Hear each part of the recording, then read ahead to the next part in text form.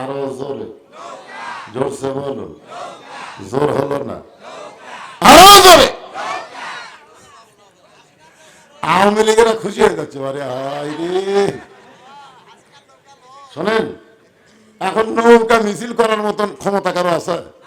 মিছিল করার তো দূরের কথা, নৌকার লোক দেখলেই পুলিশ ধরে নিয়ে যাচ্ছে। আর আজকে কোরআন মাহফিলে আপনার নৌকা নৌকা মিছিল করলেন, মাশাআল্লাহ।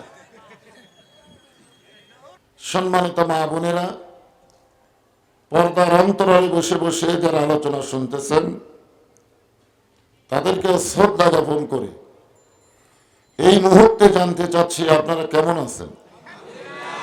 আলহামদুলিল্লাহ রাব্বিল আলামিন। জি আলহামদুলিল্লাহ। যে আল্লাহ আমাদেরকে পুরাপুরি সুস্থতা দান করে, মানসিক প্রশান্তি, সুবহানাল্লাহ বলেন। গত বছর এই সময় কিন্তু মানসিক প্রশান্তি ছিল না, শরীর সুস্থ ছিল, কিন্তু মনের মধ্যে কেমন যেন একটা কোরআনের মাহফিলে বসলি না জানি কি হয়, না জানি কি হয়। আজরাইল ধরার আগে পুলিশ ধরার ভয়, ঠিক কিনা বলেন? সে অশান্তি আর আছে? যারা বলেন, এখন শারীরিক সুস্থতা এবং মানসিক প্রশান্তি যে আল্লাহ আমাদেরকে জান্নাতের বাগানে কবুল করলেন, আমরা সে আল্লাহর উপরে খুশি না বেজার? তাহলে জবান খুলে সমস্বরে সকলেই বলবো, রব্বানা লাকাল হামদ হামদান কাসীরান তাইয়িবান মুবারাকান ফীহি। আমরা প্রশংসা করলাম কার? কেন করলাম? এই কারণেই আমরা প্রশংসা বেশি বেশি করব যে আমাদের ভৌগোলিক অবস্থার দিক দিয়ে বাংলাদেশ এমন একটা দেশ যার তিন দিকে হচ্ছে ভারত। তিন দিকে কি? আর একদিকে আছে বঙ্গোপসাগর, পলানোর কোনো রাস্তা নেই। আছে? ভারতের একজন ফাটাকেষ্ট হুমকি দিছে। আমরা অনেক যুবকেরা যাকে মিঠুন চক্রবর্তী বলে, যে তিন দিকে ভারত, একদিকে সাগর, ভারত যদি ইচ্ছা করে বাংলাদেশ দখল করতে 15 দিনও লাগবে না। 15 দিনই গোটা বাংলাদেশ ওরা দখল করবে। যে কথা বলেছে সে হচ্ছে মালওয়ানের জাত। আর আমরা যারা এখানে বসেছি আমরা হলাম আল্লাহর দল। জোরে কোন কথা, ঠিক কিনা? কিছুদিন আগে আমেরিকায় আগুন লাগছিল, আপনারা জানেন? হ্যাঁ, দাও দাও করে আগুন জ্বলা শুরু হয়ে গেল। যত প্রকার প্রযুক্তি ছিল সমস্ত প্রযুক্তি প্রয়োগ করে যখন আগুন বাগে আনা যাচ্ছে না, আয়ত্তে আসতেছে না, নিপতেছে না, তখন তারা মুসলমানের দ্বারস্থ হলো। আমেরিকায় যারা মুসলমান ছিল তাদের কাছে এসে বলল যে আপনারা আজান দেন, আমাদের ভগবানের দিন শেষ, ঈশ্বরের খাওয়া নাই, গড মরে গেছে, এখন তোমাদের আল্লাহর আজান দাও। মুসলমানেরা যেখানে সুযোগ পেল সেখানে আজান দিল। যদ্দূর পর্যন্ত আজানের শব্দ যায় তদ্দূর পর্যন্ত আল্লাহ আগুন নিভাইয়া দেয়। একদিনই 1300 খ্রিস্টান মুসলমান হয়ে গেল। এখান থেকে আমরা বিশ্বাস করি পৃথিবীর কোন জাতের কোন পাওয়ার নাই। আমরা যারা আল্লাহর দল করি সমস্ত পাওয়ারের মালিককে আরো জোরে বলেন আল্লাহ। এই কারণে আমরা আল্লাহর শুকরিয়া বেশি বেশি আদায় করব। জন্মসূত্রে আল্লাহ আমাদেরকে মুসলমানের ঘরে কবুল করেছেন। আল্লাহ ইচ্ছা করলে আমাদের হিন্দুর ঘরে পাঠাবার পারতেন, পারতেন না? ইহুদি খ্রিস্টান বৌদ্ধদের ঘরে আল্লাহ পাঠাবার পারতেন, কিন্তু ওই সকল ঘরে না পাঠায় সরাসরি আল্লাহ আমাদের মুসলমানের ঘরে কবুল করে জন্মসূত্রে আমরা আল্লাহ পেয়েছি। এই জন্য খুশি না বেজার? জবান করে বলি আলহামদুলিল্লাহ। আমরা আল্লাহর প্রশংসা করার কারণ হলো ভাগ্য গুণে, এটা আসলে ভাগ্য। বিশ্বনবীর উম্মত হিসাবে আল্লাহ আমাদের কবুল করেছেন। খুশি না বেজার? যেই নবীর উম্মত হয়ে আমাদের কতটুকু লাভ হয়েছে, লাভের কথাটা 2 মিনিটে বলি। আল্লাহ নবী বলেছেন, আমার কোন উম্মত যদি ঈমান নিয়ে মৃত্যুবরণ করতে পারে আমি রাসূল ওয়াদা দিয়ে দিলাম, তাকে জান্নাতে না ঢোকান পর্যন্ত আমি জান্নাতে প্রবেশ করব না। এই জন্য একটা গানও আছে, আছেন আমার মুক্তার, আছেন আমার ব্যারিস্টার, শেষ বিচারের হাইকোর্টেতে তিনি আমায় করবেন পার, আমরা পাপী রাসূল জাবিন্দার। আল্লাহ যখন হাকিম হয়ে আমাদেরকে আসামি করে বিচার শুরু করবেন, ওই সময় আমাদের নবী উকিল হয়ে ব্যারিস্টার হয়ে আল্লাহর কাছে আমাদের ব্যাপারে ওকালতি করে আমাদেরকে সুপারিশ করে জান্নাতে পৌঁছায় দিবেন। এটা শোনার পরে যাদের মুখে সুবহানাল্লাহ আসলো না, আপনারা কখন বলবেন? আপনি কি মনে করতেছেন আপনি সরাসরি জান্নাতে যাবেন? এরকম মনে করতেছেন নাকি? দুনিয়ার আদালতে উকিল ছাড়া বাঁচার বুদ্ধি হয় না, আর আখিরাতের আদালত ওই সময় একজন উকিল হবেন, ভাগ্যগুণী তিনি হচ্ছেন আমাদের নবী সুবহানাল্লাহ বলেন। এই জন্য দরুদের মধ্যে আমরা কি বললাম? আল্লাহুম্মা সাল্লি আলা সাইয়্যিদিনা মুহাম্মদ। আমাদের নবী শুধু আমাদের নবী না, আমাদের নবী হচ্ছেন আমাদের নেতা। আমাদের নেতাকে আমাদের অনুসরণ করা লাগবে। ঠিক কি করা লাগবে? অনুসরণ করা লাগবে। এই ছেলেবেলাই মোবাইলে কি? আমাদের বাংলাদেশে অনেক মুসলমান আছে যারা নবীকে শুধু নবী বিশ্বাস করে, নেতা হিসাবে সাধারণ একজন মানুষের পিছনে ঘুরঘুর করে। এরকম আছে না নাই? কথা কয় না, আছে না নাই? আপনার নেতার নাম কি? শহীদ জিয়া, শেখ মুজিবুর রহমান, নেতার নাম কি? শোনেন, নবীর প্রতি দরুদ পড়ে, নবীর সালাম করে মিলাদের ভিতরে, কিন্তু নবীর সমাজ গড়ার কাজে অনেকের দ্বন্দ্ব মনে বাজে। নবী থাকবে মাদ্রাসায়, নবী থাকবে মসজিদে, নবী থাকবে কোরআনের মাহফিলে, নবীকে সংসদ ভবনে নিয়ে যাওয়া ঠিক না। অনেক মুসলমান এরকম বলে, বলে কি বলে না? আমাদের বাংলাদেশের একজন নেতা তো বলেই ফেলেছে যে ইসলামের সাথে রাজনীতির কোনো সম্পর্ক নাই, রাজনীতির সাথে ইসলামের কোনো সম্পর্ক নেই। এমন কথা আমাদের বাংলাদেশের মুসলমান বলে, যে এই কথাটা বলেছে দেখবেন তার নামের মধ্যে ইসলাম আছে, নাই তার নামের মধ্যে কিন্তু ইসলাম। আরে মিয়া, ছোট্ট একটা নামের মধ্যে যদি ইসলাম থাকে, এত বিশাল রাজনীতির মধ্যে ইসলাম নাই, এ কথা একমাত্র মুনাফিক ছাড়া কোন মুসলমান বলতে পারে না। জোরে কথা ঠিক কি না? কত বড় কথা! মুসলমানের জমিনে নেতারা কয় এরা নেতা, ওদের আবার চামচা আছে। আমার নেতার চরিত্র ফুলের মতো পবিত্র, নামাজ পড়ে না একত্র, এরা নেতা। এরা হলো হারকিন সাফ করার লেতা। লেতা বোঝেন না? লেতা। একটা স্লোগান দেন, যে বলবো আমার নেতা তোমার নেতা, সকলে বলবেন বিশ্ব নবী মুস্তাফা। আপনি আজকে বললেই আপনার লাভ হবে, যদি না বলেন বিপদে পড়বেন। আমার নেতা তোমার নেতা। সবাই দিচ্ছেন? এবার কাম সারা হয়ে গেছে। কারণ অনেকেই তেলতলা গোয়েন্দার আছে। তেলতলা বোঝেন না? বলে মাগরিবের পরে লোক হয়, মাগরিবের পরে লোক হয়, ওরা আসে না, এজন্য বোঝে না। আপনারা বলেন তো, যে হারে লোক আসতেছে আর 15 মিনিট পরে দেখবেন জায়গায় হবে না। এই জন্য 60টা স্লোগান দেবেন তো, জনগণ বুঝুক পাবলিক কি জিনিস। হ্যাঁ, পুষ্কা আমার নেতা তোমার নেতা, বিশ্ব নবীর চরিত্র ফুলের চাইতেও বলা লাগবে, কারণ আল্লাহ বলেছেন ইন্নাকা লাআলা খুলুকিন আযীম। আযীম হচ্ছে আল্লাহর 99টা নামের মধ্যে একটা নাম।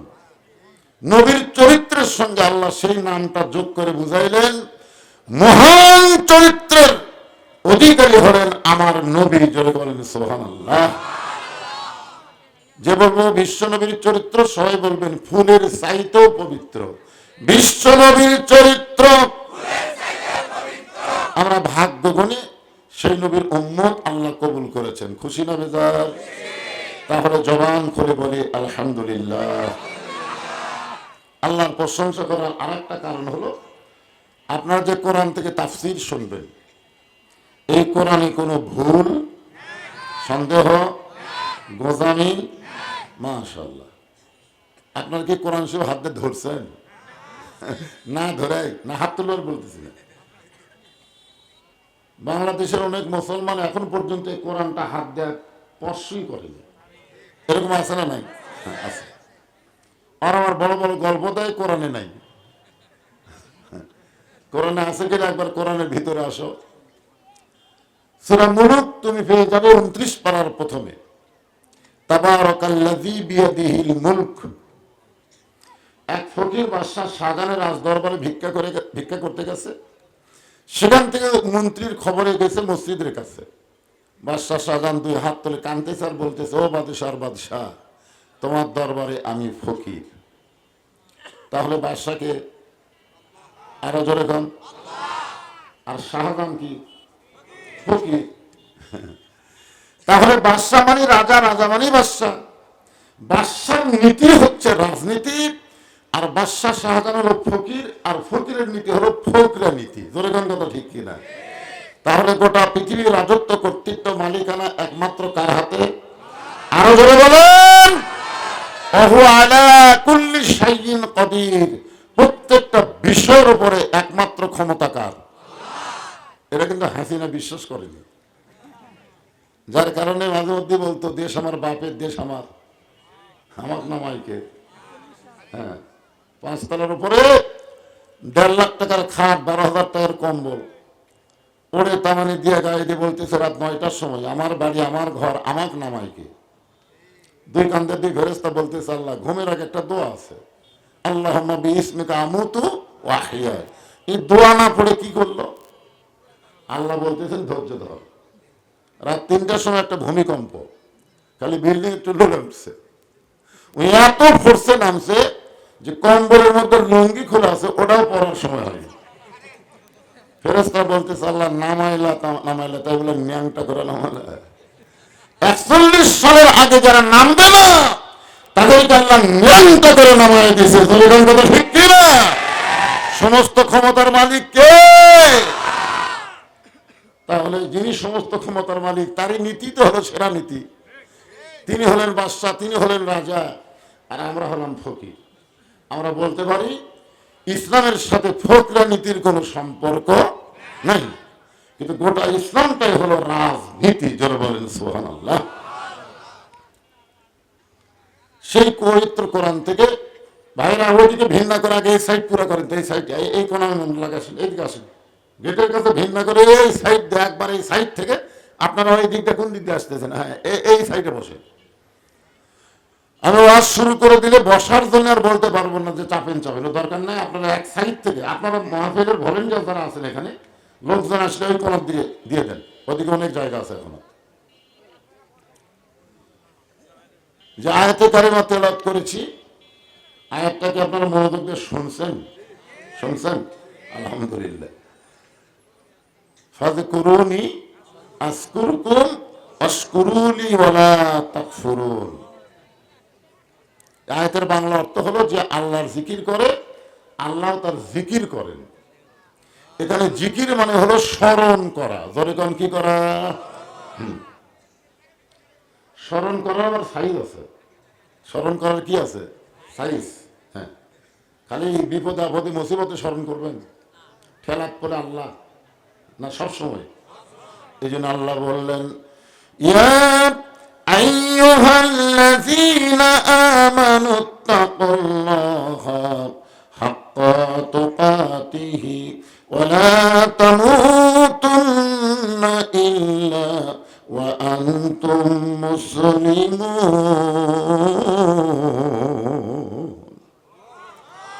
আল্লাহর একজন মস্ত বড় পয়গম্বর, নাম হলো নূহ নবী। যেরকম কি নবী? শুকনা জায়গায় একটা নৌকা তৈরি করতেছেন। শুকনা জায়গায় কি তৈরি করতেছেন? আরো জোরে, জোরসে বলুন। জোর হলো না, আরো জোরে। আওয়ামী লীগেরা খুশি হয়ে যাচ্ছে, আরে হায় রে, শোনেন, এখন নৌকা মিছিল করার মতন ক্ষমতা কারো আছে? মিছিল করার তো দূরের কথা, নৌকার লোক দেখলেই পুলিশ ধরে নিয়ে যাচ্ছে। আর আজকে কোরআন মাহফিল আপনার নৌকা নৌকা মিছিল করলেন, মাশাআল্লাহ। আরে পরে আসতেছে, আগে তো নৌকা ঠিক আছে। নৌকার তো কোনো দোষ নাই রে ভাই, নৌকার কোনো দোষ আছে? হ্যাঁ। এমন সময় একটা বুড়ি মা লাঠিতে ভর দেশে বলে, বাবা নুহ, এই শুকনা জায়গায় নৌকা বানানোর কারণ কি? নুহ বলতেছেন, বুড়িমা, বন্যা নামক একটা গজব আসবে, এই গজবে গোটা পৃথিবী ধ্বংস হয়ে যাবে, নৌকার ভিতরে উঠবে যারা, আল্লাহ পাক রক্ষা তাদের করবে। নৌকার বাহিরে থাকবে যারা, বিপদে পড়বে তারা। আমরা 15.5 বছর নৌকার বাহিরে যারা ছিলাম, আমরা বছর নিয়ে ঠিক মতো ঘুম পাড়বার পারিনি। আমার কথাই বলতেছি, দোয়া দরুদ পরে কেবল ঘুমোর সাইজ হচ্ছে ইতিমধ্যেই। সব পুলিশ তো আর আওয়ামী লীগের না, কিন্তু পুলিশ তো আমাকেও আছে। এরা অফিসার না, এরা নিম্ন। আমাকে কয়, হুজুর আজকে আপনার বাড়িতে যাচ্ছে, আপনি কোথায় আছেন? আমার বউ কোনার ঘুতে মারে, যাও যাও, তোমার জন্য আমরা ধরা পড়বো। তো শ্বশুরকে মোবাইল করলাম, যে আব্বা জান খবর কি? কয়, না বাবা তুমি আমাদের তো আসো না, মানে তোমার উপরে সরকার ক্ষেপে আছে, এটা পড়ে গেল। নৌকার বাহিরে যারা ধ্বংস হবে তারা, নৌকার ভিতরে যারা আল্লাহ রক্ষা তাদের করবেন। বই বলতেছে না, বাবা নুহ, বন্যা নামক গজব যখন আসবে, সবাই যদি নৌকায় উঠতে চায়, তোমার এই ছোট্ট নৌকার মধ্যে কি সবার জায়গা হবে? নূহ বললেন, বুড়িমা, ইমানদার বান্দা বান্দি যারা নৌকার ভিতরে কেবল মাত্র জায়গা পাবে তারা, পাইকারে হারে সবাই না। ইমানদার বান্দা বান্দি যারা নৌকার ভিতরে জায়গা পাবে তারা। সঙ্গে সঙ্গে বুড়ি বললেন, লা ইলাহা ইল্লাল্লাহু নূহুন নবিউল্লাহ। আপনারা কি কলেমা পড়লে গুনাহ হবে নাকি? ইহুদির হিংসা আছে। ইহুদিরা মুসা পর্যন্ত নবী মানে, তারপরে আর নবী মানে না। খ্রিস্টানদের হিংসা আছে, খ্রিস্টানরা ঈসা পর্যন্ত নবী মানে, তারপরে আর মানে না। আর মুসলমানের কোনো হিংসা নাই, প্রত্যেকটা নবীকে মহব্বত করে আর মুহাম্মদ সাল্লাল্লাহু আলাইহি ওয়াসাল্লামকে অনুসরণ করে। দরকার কথা ঠিক কিনা? তাহলে আমাদের কোন নবীর কলমা পড়লে সমস্যা আছে? তাহলে সবাই বলেন, লা ইলাহা ইল্লাল্লাহু নূহুন নবিউল্লাহ। নূহ বললেন, বুড়িমা, আপনার আর কোনো টেনশন নাই, আপনার আর কোনো টেনশন নাই। আমার দুই ধারে দুইজন মুরব্বী আছে, আছে না নাই? এই দুইজন মুরব্বীকে তেজের উপর কিন্তু নিজের ইচ্ছায় উঠতে পারলো না, তাদেরকে ধরে ধরে তোলা লাগলো। ধরে কোন কথা ঠিক কি না? কি বাজান, মন খারাপ করলেন? আসলে অবস্থা। মিশে মায়াই বন্দি থাইকা করলাম কত খেলা, পশ্চিমে তাকায়া দেখো তোমার ডুইবা গেছে বেলা, এক পলকের নাই ভরসা, মিশে সকল আশা, কখন বুঝি দারুণ ঝড়ে ভাঙবে তোমার বাসা। নূহ বললেন, বুড়িমা, বন্যা গজব যখন শুরু হবে, তখন আমি আপনাকে হাত ধরে নৌকায় উঠায় তুলব। সঙ্গে সঙ্গে বুড়ি বললেন, আলহামদুলিল্লাহ, ওয়াশকুরুনি ওয়ালা তাকফুরুন। হাত ধরে তুলবার চাইছেন নূহ নবী, আর বুড়ি প্রশংসা করলো কার? তার মানে বোঝা গেল, ঈমান গ্রহণ করার পরে দুনিয়ার কারো প্রশংসা করা যাবে না, প্রশংসার একমাত্র মালিককে। ইন্নাল হামদা ওয়ান নি'মাতা লাকা ওয়াল মুলক লা শারিকা লাক। যারা হজ করছেন, কাবা ঘরকে সামনে নিয়ে এই ওয়াদা কিন্তু আপনারা দিয়ে আইছেন। এখানে হাজী সাহেব আছে না নাই? হাজী সাহেব নাই? আছে। তো আপনি কি বললেন? লাকা ওয়াল মুলক লা শারিকা লাক, এর বাংলা অর্থ কি? না না না, লাকাওয়াল মুলক লা শারিকা লাহ। এই ব্যাখ্যা করে বিশ্লেষণ করে যতটুকু বোঝা গেল, সমস্ত রাজত্বের মালিক যিনি, তিনি কে? গোটা বিশ্ব একমাত্র রাজত্ব চলবে কার? আল্লাহ ছাড়া কারো রাজত্ব আমি স্বীকার করি না। লাকাওয়াল মুলক, মুলক মানে কি? বাদশাহ। একমাত্র আল্লাহ ছাড়া অন্য কারো বাদশাহী রাজত্ব আমি স্বীকার করি না। এই তলবিয়া পাঠ করে আপনি বাংলাদেশে এসে মানুষের দল করতেছেন। আপনার নামের আগে আলহাজ লেখা পড়বে, কিন্তু আপনার হজ কবুল হবে না। হজের আগে যে দল করেন সমস্যা নাই, কিন্তু হজ করার পরে একমাত্র আল্লাহর দল করা লাগবে। দরকার কথা ঠিক কিনা? আপনি কাবা ঘর সামনে রেখে কি বলে আসলেন? ইন্নাল হামদা ওয়ান নি'মাতা লাকাওয়াল মুলক লা শারিকা লাহ। বন্যা গজব শুরু হয়ে গেল, আর আপনাকে ওইদিকে হয়েছে গজব শুরু হলো। আমি কিন্তু বলেছি প্রথমে যে মাহফিলের ভলেন্টিয়ার মাদ্রাসার হুজুরা কোথায় গেল রে? লোকজন হয়েছে করার তাল পাবে কেন? এখানে অসংখ্য ফেরেশতা আইছে আপনাদেরকে দেখার জন্য। সুবহানাল্লাহ বলেন না কেন? আল ইনসানু আশরাফুল মাখলুকাত। মাখলুকাতের মধ্যে মানুষ হচ্ছে সবচেয়ে ভদ্র জাত। আমরা কি একই মায়ের পেটের ভাই নাকি? সবার বাপ আলাদা, মা আলাদা, অথচ এমন হয় বসে আছি মনে হয় আমরা ভাই ভাই। এই কয়টা লোক খেলা আক্কেলপুর বাজারে যায়, এটা চিল্লা চিল্লিতে কানে কিছু শোনা যাবে না, জোরে কোন ঠিক কিনা? কিন্তু কোরআনের মাহফিল আসার সাথে সাথেই, বসার সাথে সাথেই এরা এমন ভাবে ভদ্র হয়ে গেল। কে ভদ্র করে দিল? আল্লাহ তাআলা আপনাদেরকে ভদ্র বানায় দিয়েছে। সুবহানাল্লাহ বলেন না কেন?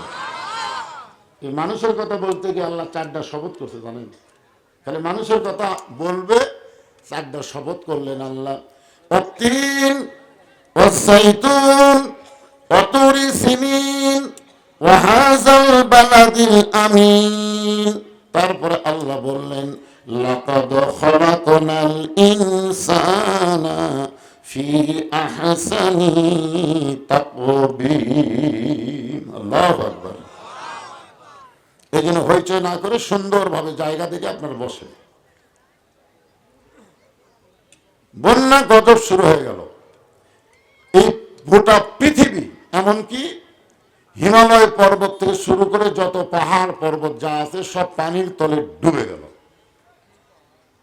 40 দিন পর্যন্ত গোটা পৃথিবীর সবকিছু পানির নিচে ডুবে থাকলো। কয়দিন? 40 দিন। 40 দিন পরে পানি যখন কমতে থাকলো, একসময় নূহ নবীর নৌকা যদি পর্বতে ভিড়ে গেল। আল্লাহ বলে নূহ খবর কি? আলহামদুলিল্লাহ। আল্লাহ বলে নূহ খবর কি? বলে নৌকার মধ্যে যারা জীবিত আছে তারা, নৌকার বাহিরে যারা ধ্বংস হয়েছে তারা।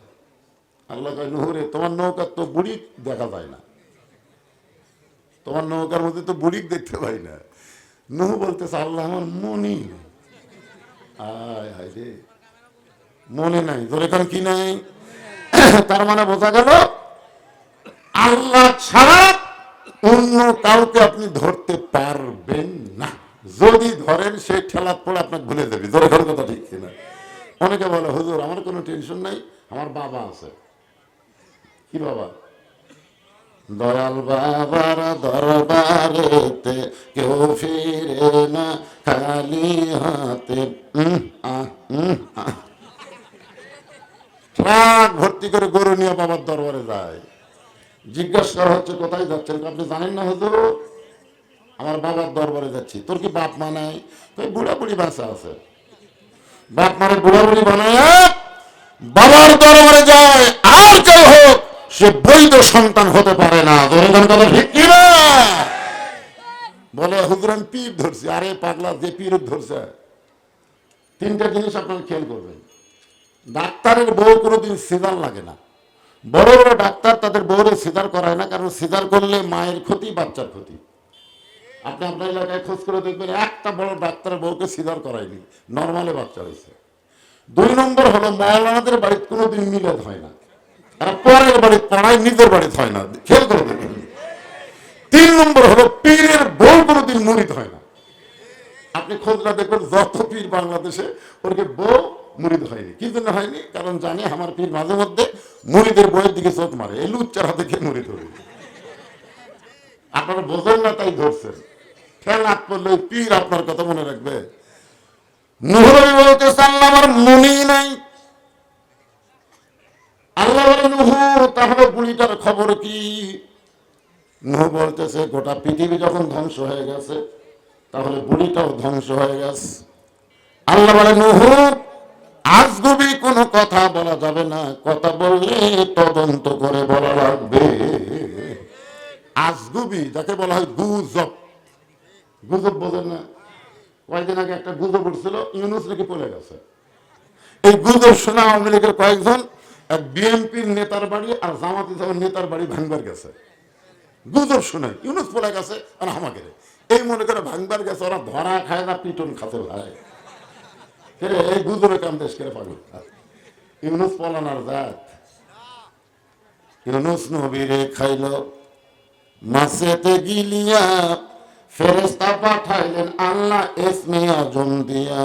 দমে দমে শহর দম পড়েছে ইসমে আজম, মাছেরই উদর হইতে বাঁচাইলা প্রাণ। সবাই বলেন আল্লাহু আল্লাহু, তুমি জানলে জালালুহু, শেষ করা তো যাই না গিয়ে তোমার গুণগান।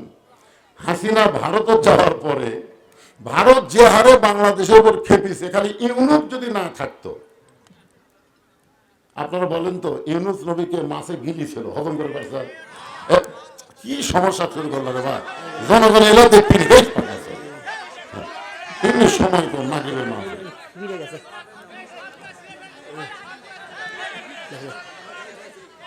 শোনেন, ইউনূস নবীরে মাছে গিলিছিল, হজম করে পারছে?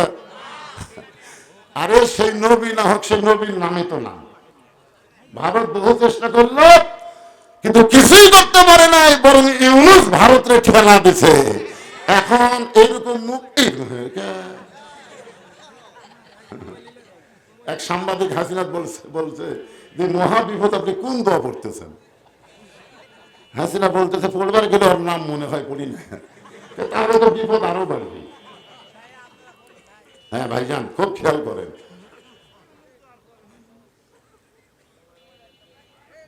তদন্ত না করে কোনো কিছু বলা যাবে? আল্লাহ নূহকে বলতেছেন বলার আগে তদন্ত করে দেখো তো বুড়িটার খবর কি। নূহ নবী তদন্ত করতে আইসা দেখে বুড়ি তো দূরের কথা, বুড়ির বাড়িটাও পর্যন্ত কিছুই হয় নাই। সামান্য একটা ঝুবড়ি বাড়ি, সেই বাড়িটাও পর্যন্ত কিছু। হায় হায়, গোটা পৃথিবী ধ্বংস হয়ে গেল আর বুড়ির বাড়ির কিছুই হলো না। বিল্ডিং বাড়ি না তো, সাধারণ একটা ঝুবড়ি বাড়ি। সঙ্গে সঙ্গে নূহ ডাক দিলেন বুড়িমা। বুড়ি টোপলা নিয়ে হাজির। নূহ বলে বুড়িমা টোপলা কেন? বলে সাইজ হয়ে আছে। কখন ডাক পড়বে আমরা জানি? যখন আমাদের ডাক কখন পড়বে আপনি জানেন? এটা কিসের ডাক? ডাক দিয়েছেন দয়ালা মারে, রইব না আর বেশি দিন তোদের মাজারে, চলতে পথে 2 দিন থামি নাম, যাবার কালে একজন আরো দেখা না পাইলাম। হাসিনা যখন ভারতে যাচ্ছিল, আপনারা দেখছেন, ভিডিও ফুটেজ দেখছেন, শেখ রেহানা মাথা নিচু করে যাচ্ছে আর হাসিনা খালি এরকম করে তার দিকে তাকায় দেখতেছে। কি? যাবার কালে এক চামচারও দেখা না পাইলাম। কি চামচা? হাসিনা পর্যন্ত হযরত বানা দিছে। এরকম চামচা করে নাই আপনাকে এই এলাকার এই মালদা আপনাকে স্বপন সংসদে করেছে হযরত। এই শালা কুটি গেল না। এই আমার কোন পক্ষে 50টা মাহফিল এই কারখানাত করবে দেয়নি এই শালা পলাশ করে।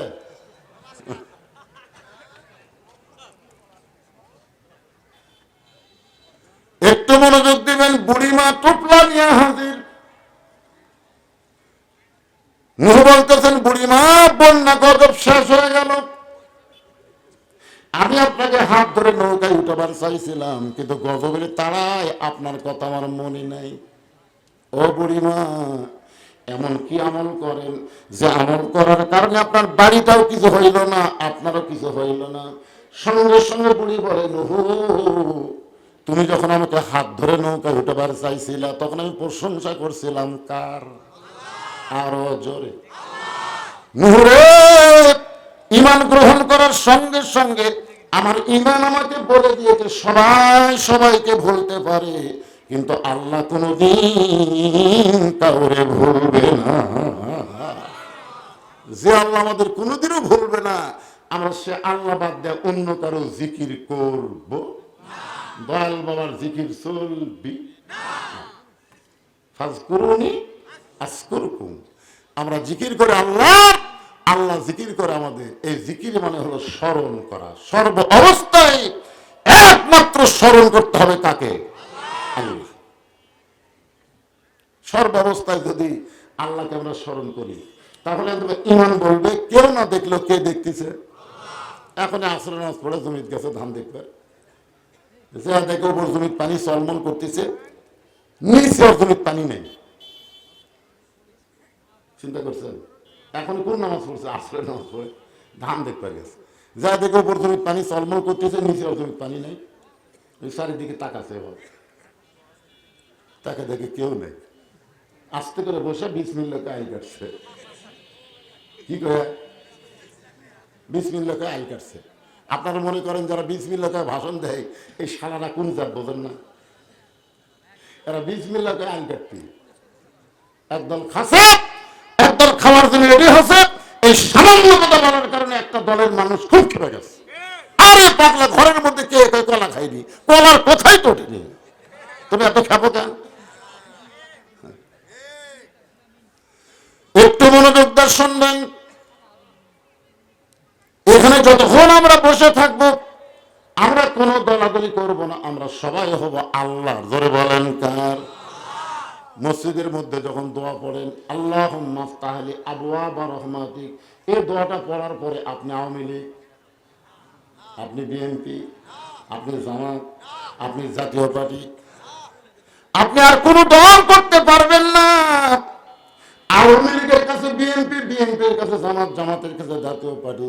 তুমি যে দলই করো, বাহিরে ভিতরে ঢুকে তোমাকে এক কাতারা হওয়া লাগবে। মায়ের গোড়ালির সঙ্গে গোড়ালি মিল করা লাগবে। তোমার দল ক্ষমতা আছে আর আমি বিরোধী দল, বাইরে চলবি কিন্তু ভিতরে চলবি না। জোরে দল কথা ঠিক কিনা? আওয়ামী লীগ যদি 4 আঙ্গুল সামনে যায়, জামাত ইসলাম হাত ধরে টানতেছে, তো চোখ নাই, কাতার দেখে পাইস না? আওয়ামী লীগ আমি খেয়াল করিনি ভাই, ফেরেশতাকে আল্লাহ একদল ক্ষমতা আছে, আমি কই খেয়াল করিনি, এত নরম হলো কেন? আমার ঘরের মধ্যে ঢোকার সাথে সাথে 14 দল 20 দল বাতিল হয়ে গেছে। এখন সব মুসলমান এক কাতার। ধরে কোন কথা ঠিক কিনা? এই সাংগঠনের ভিতরে যখন ঢুকছেন, তখন 14 দল 20 দল চলবে না। এই মুহূর্তে আমাদেরকে এক দল হওয়া লাগবে। কার দল? আরো জোরে, জোরসে বলুন, লিল্লাহি তাকবীর। ফাযকুরুনি আযকুরকুম ওয়াশকুরুনি ওয়ালা তাকফুরুন। মাইকের সাউন্ডটা চ্যান চ্যান বেশি করতেছে। হ্যাঁ, চ্যান চ্যান একটু কমে দাও। আমার মোটা গলা, মোটা সুর দাও, চ্যান চ্যান দিলে হবে। তাই বুড়া বয়সে তোমরা যতই যুবক বানানো সব হবে না তো। যে কণ্ঠ অ্যাডজাস্ট করবে সেটা দাও। ময়নাটা এমন ময়না দাও। আমার জীবনে আমি ওয়াজের 42 বছর বয়সে কোনোদিন মাইকের কোনো দোষ ধরিনি। কেউ পাবেন না, কোনো ভিডিও তো দেখবেন না। না, আমি যে পাই এটা আলহামদুলিল্লাহ। একটু সাউন্ডটা মোটা করে দাও, হর গলার সাথে তার মিল খায়। এখন আসেন আর একটা জিকিরের ওয়াজ করি। ইন্না নাহনু নাযালনা যিকরা ওয়া ইন্না লাহু লাহাফিজুন।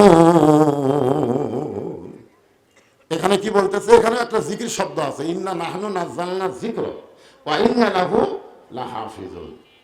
এই জিকিরের নাম হলো আল্লাহর কোরআন।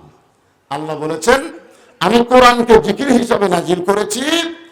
এবং কোরআন হেফাজতের দায়িত্ব আমি আল্লাহ স্বয়ং নিজে নিয়েছি।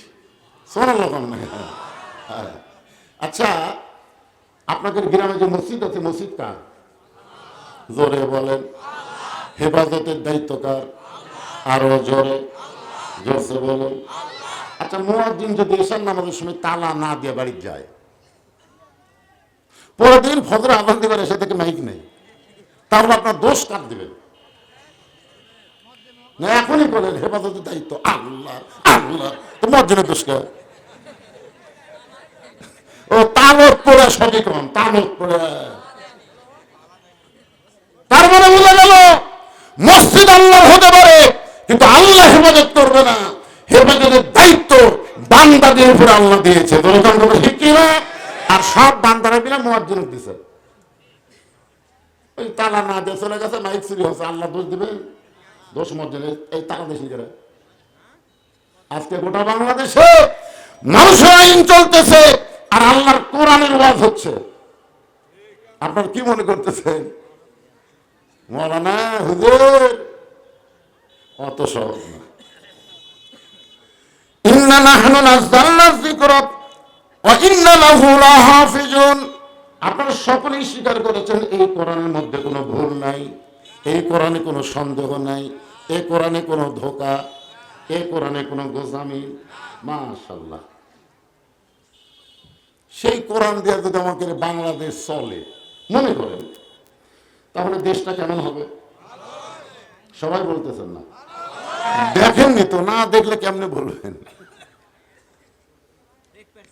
এই কোরআন দিয়ে বাংলাদেশ চলবে একদিন ইনশাআল্লাহ। আমরা এখন প্রায় মাহফিলে বলতেছি, সব দেখা হলো শেষ, আগামীতে আমরা দেখবো আল্লাহর কোরআনের বাংলাদেশ। দেখি আল্লাহ কদ্দুর কবুল করে। আমরা প্রত্যেকটা মাহফিল আল্লামা সাইদি হুজুরের দোয়া করতাম যে আল্লাহ তাকে সুস্থ শরীরে আমাদের মাঝে ফিরিয়ে দাও। এত দোয়া করার পরেও জেলের থেকে বার করে হাসপাতালে নিয়ে গিয়ে তাকে হত্যা করলো। ধরে করার কথা দেখি না, আমি কইলাম কে রে, আমাকে দোয়া কবুল হলো না? পরে দেখলাম কবুল হচ্ছে। কেমনে? আল্লামা সাইদি কমপক্ষে 50টা মাহফিলে বলেছে, আল্লাহ তুমি আমাকে কোরআনের পথে শাহাদতের মৃত্যু দিও, তুমি আমাকে কোরআনের পথে শাহাদতের মৃত্যু দিও। এই কথাটা আল্লামা সাইদি হুজুর লক্ষ লক্ষ মানুষরা দোয়া করছে। আমাকে ফ্যাসকার দোয়াটি খাটতি তিনি দিয়ে দোয়া করছে যে আল্লাহ আমাকে শাহাদতের মৃত্যু দিও। এই জন্য আমরা কি বলি, আল্লামা সাইদি তুমি মরনি, শহীদ হয়েছ আমরা এটাই জানি। তার মানে বোঝা গেল হাসপাতাল নিয়ে গিয়ে তাকে হত্যা করা মানে তিনি শহীদ হয়ে গেলেন। জনগণের কথা ঠিক না? তার মানে তার দোয়া আল্লাহ কবুল করেছে। আমরা শুধু দোয়া না, আমাদেরকে চেষ্টাও করা লাগবে। আল্লাহর কোরআন যখন দুনিয়া চলবে, তখন নেতার সাইজ কেমন হবে, কর্মীর সাইজ কেমন হবে। আমি সামান্য একটা দৃষ্টান্ত আপনাদের দেই। পবিত্র জুমার দিন হযরত ওমর যখন খুতবা দেওয়া শুরু করলেন, জুমার দিনে হযরত ওমর যখন খুতবা দিচ্ছেন, এমন সময় মাঝখান থেকে এক সাহাবী দাঁড়িয়ে বলতেছে, আমিরুল মুমিনিন, আপনার খুতবা আমরা শুনবো না। বলতে পারতো যে আপনার খুতবা আমি শুনবো না, এ কথা বলেনি, বলছে আমরা শুনবো না। তো একজন লোক যখন এ কথা বলেছে, ওমর ফারুক সবার দিকে তাকায় আছে, দেখি ওর কথার কেউ প্রতিবাদ করে কিনা। ওমর ফারুক দেখলেন হাজার হাজার সাহাবী একজনও প্রতিবাদ করতেছে না, সবাই মাথা নিচু করে আছে। তার মানে বোঝা গেল ইমাম সাহেব যদি 4 রাকাত নামাজে 3 রাকাতে বসে, সবাইকে লোকমা দেওয়া লাগবে না, একজন লোকমা দিলেই ইমামকে লোকমা গ্রহণ করা লাগবে। জোরে জোরে কথা ঠিক কিনা? ইমাম যদি মনে করে আমি দাওরা পাস, টাইটেল পাস, এতদিন 4 রাকাত পড়াছি, আজকে 3 রাকাতে বসবো, 41 সালের আগে উঠবো না, এই মনে করে যদি ইমাম বসাই থাকে, আপনারা বলেন তো মসজিদের মুসল্লি কার পক্ষে কাম করবে? ভ্যানালার পক্ষে না নেতার পক্ষে? ভ্যানালার পক্ষে কেন হবে? কারণ ভ্যানালা যেটা করছে এটা আল্লাহর আইন, ইমাম যেটা করছে এটা হলো শয়তানের আইন, স্বৈরাচার। হ্যাঁ, ওমর ফারুকের চোখটা দরদর করে পানি পড়তেছে। ভাইজান, আমার খুতবা না শোনার কারণ কি? বলে আপনার খুতবা না শোনার কারণ হলো আমাদেরকে খাটো পাঞ্জাবি দিয়ে আপনি লম্বা জুব্বা পরে খুতবা দিচ্ছেন। আমাদেরকে খাটো পাঞ্জাবি দিয়ে আপনি লম্বা জুব্বা কোথায় পাইলেন? এই লম্বা জুব্বার কাহিনী যতক্ষণ না বলবেন ততক্ষণ আপনার খুতবা আমরা শুনব। সমস্ত সাহাবী এরকম মাথা নিচু করে আছে, ওর ভাগ্যের চেহারার দিকে কেউ তাকাচ্ছে না। এমন সময় 30 পারা কোরআনের হাফেজ, 6 লক্ষ হাদিসের হাফেজ, যুবকটার নাম হলো আব্দুল্লাহ ইবনে ওমর। রাসূল বলেছেন ওই ব্যক্তির চাইতে দামি সম্মানী ব্যক্তি কেউ নাই যে কোরআন শিখেছে এবং অপরকে কোরআনের শিক্ষা দেয়। আর কথা হয় না। যদি এই কথা আপনারা বিশ্বাস করেন তাহলে প্রাইমারিতে সরকার বেতন দেয় আর হাফেজি মাদ্রাসা ভিক্ষা করে চলার লাগে। কারণ কি? আমরা শুনি ঠিকই, আমরা বিশ্বাস করি না। যার কারণে আজকে আমাদের এমন অধঃপতন হয়ে গেল। ওমর ফারুকের ছেলে 30 পারা কোরআনের হাফেজ, 6 লক্ষ হাদিসের হাফেজ। আমাদের হাসিনার বেটা কিসের হাফেজ? হাসিনার বেটা 1,500 কম পারে না, জানেন? 5,500। আমি গোটা ডিকশনারি খুঁজে 5,500 মানে কি? প্রতি মাসে 2.5 কোটি টাকা বেতন দিতে, জানেন? হাসিনার তথ্য উপদেষ্টা 2.5 কোটি টাকা খাসে রে, প্রতি মাসে খাসে। এটা তো বৈধ খাওয়া, বেতন খাওয়া। তার ছাড়াও 57,000 কোটি টাকা এক রূপপুর থেকে মেরে খাসে। আর চোখত্ব পানি নাই সারা হাসিনার, চোখত্ব পানি নাই, লাকত চিকেন দেখবেন টয়লেট। কি রে, আপনার কোনদিন দেখছেন ওর চোখত পানি? লাকত চিকেন। কি একটা অভিনয় করে গেল ভাই।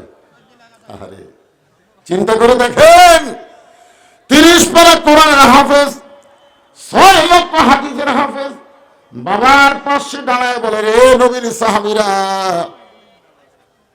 আমার বাবার লম্বা জুব্বা দেখে তোমরা খুতবা বন্ধ করে দিলে। এই লম্বা জুব্বা কোথায় পাইলে তোমরা শুনতে চাও? তাহলে শোনো, যেদিন থেকে আমার বাবা মদিনার খেলাফতের দায়িত্ব পাইছে সেদিন থেকে তোমরা ঘুমাও, কিন্তু আমার বাবার ঘুম না। একদিন গভীর রাত্রে আমি চেতন পাই, দেখি দরজায় আমার মা খাড়া হয়ে আছে।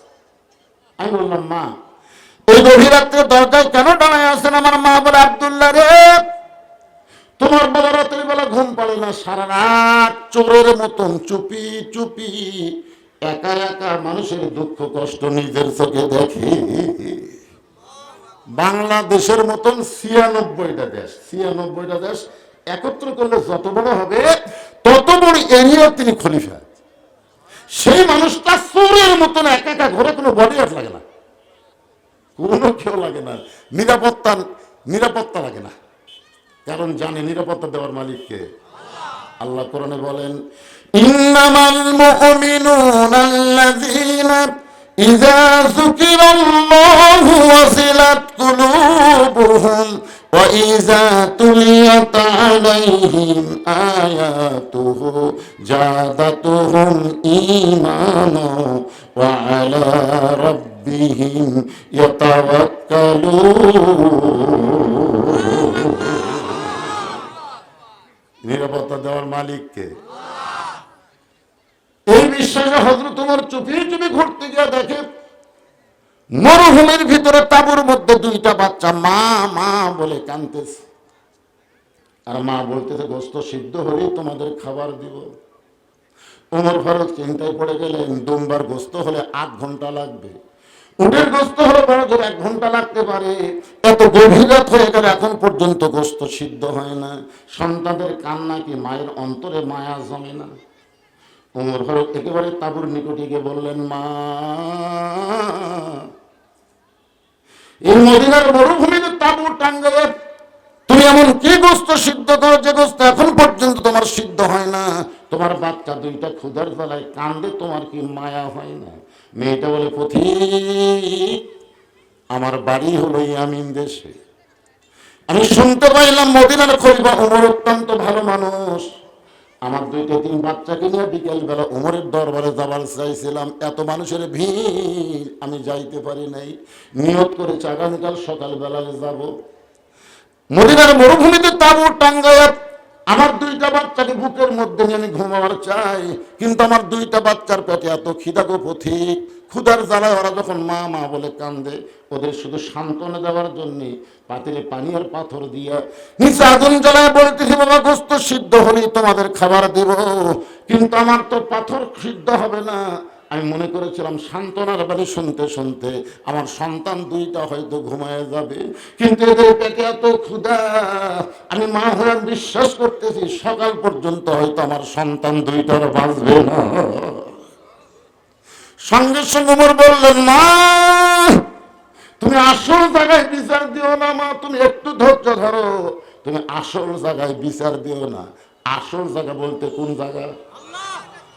আমরা তো নকল জায়গায় বহু বিচার চাচ্ছি, জজ কোর্ট, হাইকোর্ট, সুপ্রিম কোর্ট, হায় হায় যাই যাই কান্দে আসে, খবর কি হবি না। সব আদালত হাসিনা দখল করে নিছে। হাসিনা ওখান থেকে যে মোবাইল করে ভালো মানুষকে বন্দি করে, খারাপ মানুষকে ছাড়ে দেয়। 50 বছর যিনি কোরআনের তাফসীর করলেন বিনা দোষে, আল্লাহর ওলিকে 13 বছর জেলখানায় বন্দি করে রাখছে। জনগণের কথা ঠিক কিনা? আপনারা বলেন তো, যে মা দুইটা এতিম বাচ্চাকে লালন পালন করে, যে মা, সেই মা এতিমদের সম্পদ মেরা খাবার পারে? 3 বারের প্রধানমন্ত্রী আপসহীন নেত্রী বেগম খালেদা জিয়াকে 2 কোটি টাকার একটা এতিমদের সম্পদ আত্মসাৎ করার একটা মামলা দিল কি দিল না? আপনার খোঁজলে দেখেন ওই টাকা এখনো ব্যাংকেই আছে। 2 কোটি টাকা এখন 8 কোটি হয়ে গেছে। অথচ মিথ্যা মামলা দিয়ে তাকে 5 বছর জেল দিল। পরে যখন আপিল করলো তখন হয়ে গেল 10 বছর। আপিল করলে সাজা বাড়ে। তখন বুঝলো এই আদালত মানুষের না, এটা হাসিনার আদালত। জোরে কথা ঠিক কিনা? আমরা যতই বলেছি কাম হয়নি ভাইজান। ভেজাল আদালতে বিচার পাওয়া যাবে না। এই জন্য হযরত ওমর বলতেছে, মা আসল জায়গায় বিচার দিও না, মা তুমি একটু ধৈর্য ধরো। এক দৌড়ে গভীর রাত্রে বাইতুল মালের দরজায় ডাক দিলেন, আসলাম দরজা খুলে দাও। আসলাম দরজা খুলে বলি, আমিরুল মুমিনিন, এরকম হাঁপাইতে হাঁপাইতে আপনি করতে গাইছেন? ওমর ফারুক বলে, আসলাম রে, একটা খাবার বস্তা আমার মাথায় উঠে দে। আসলাম বলে, আমিরুল মুমিনিন, আমি হলাম চাকর, বস্তা কোথায় নেওয়া লাগবে হুকুম দেন। ওমর ফারুক, আসলাম রে, একজনের পাপের বোঝা আর একজন মাথায় নেবে না, দে আমার মাথায় উঠায় দে। একটা খাবার বস্তা যখন মাথায় দিছে, ওমর ফারুক এত জোরে দৌড়াই, পিছন থেকে আসলাম কান্দের বলে, আমিরুল মুমিনিন, এত বড় ওজনের বস্তা নিয়ে যদি আপনি দৌড় দেন, আপনি পড়ে গেলে আপনার কষ্ট হবে। ওমর বলে, আসলাম রে, দোয়া কর, দোয়া কর। আবার যদি দোয়া করে, আসলাম সময় মতো যদি আমি বস্তা নিয়ে যাবার না পারি, তাহলে এই উমরকে আল্লাহ জাহান্নামের আগুনে পুড়ে ফেলবে। আত্তাকুল্লাহ হাক্কা তুকাতিহি, একটু মনোযোগ দিয়ে শুনবেন। এক দৌড়ে তাবুর কাছে গিয়ে বললেন, মা তোমার 2টা সন্তান কি এখনো জীবিত আছে? মা, মহিলা বলতে যে এখনো জীবিত আছে। তাহলে রুটি হালুয়া তৈরি করো। মা রুটি হালুয়া তৈরি করে যখন ওমরের হাতে দেয়, ওমর ফারুক 2টা বাচ্চাকে 2 কুড়াতের উপরে বসায়া রুটি ছিঁড়ে হালুয়া এনে যখন মুখে দেয়, 2টা বাচ্চা খায়, আর ওমরের চোখে দর দর করে পানি পড়ে। 2টা বাচ্চা চোখের পানি মুছে দিয়ে বলে, কে গো তুমি? কে? এই গভীর রাত্রে আমাদের বাবার দরদ নিয়ে তুমি আমাদের বাবা হইয়া রুটি হালুয়া খাওয়াও, এরপরে তোমার চোখের মধ্যে পানি দেখি, তুমি কে গো? তুমি কে?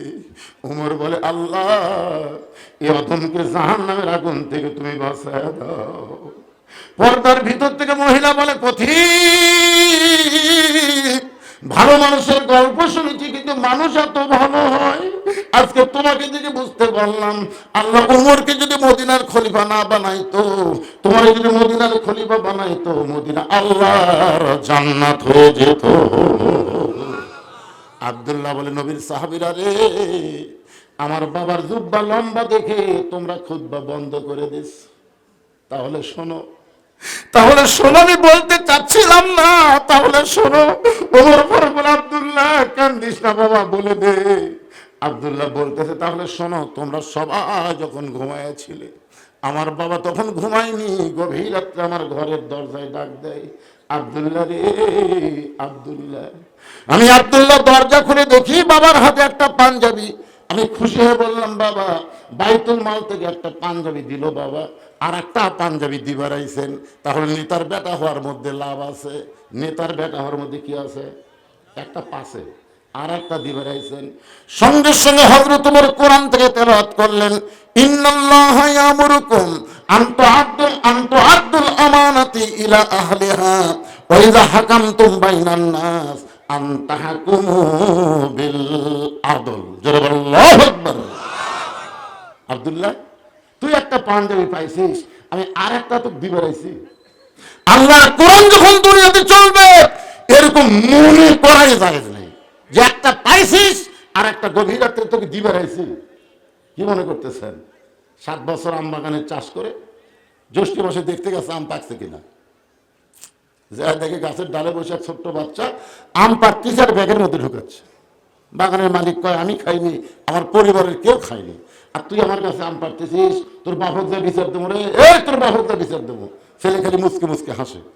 বাগানের মালিক বলে, হাসিস কেন? বলে, আর বাপক কোথায় যা বিচার দেবে? আর এক কাছে আমার বাপ চুপছে। বাগানের মালিক কয়, হাই রে হাই, বিচার দেবো কার কাছে রে? বেটাও চোর, বাপও চোর। হাসিনার 15.5 বছর বিচার দেওয়ার কোনো জায়গা ছিল না, ধরে সব সবাই চোর। কি ওমর বলতেছে, আব্দুল্লাহ শোনো,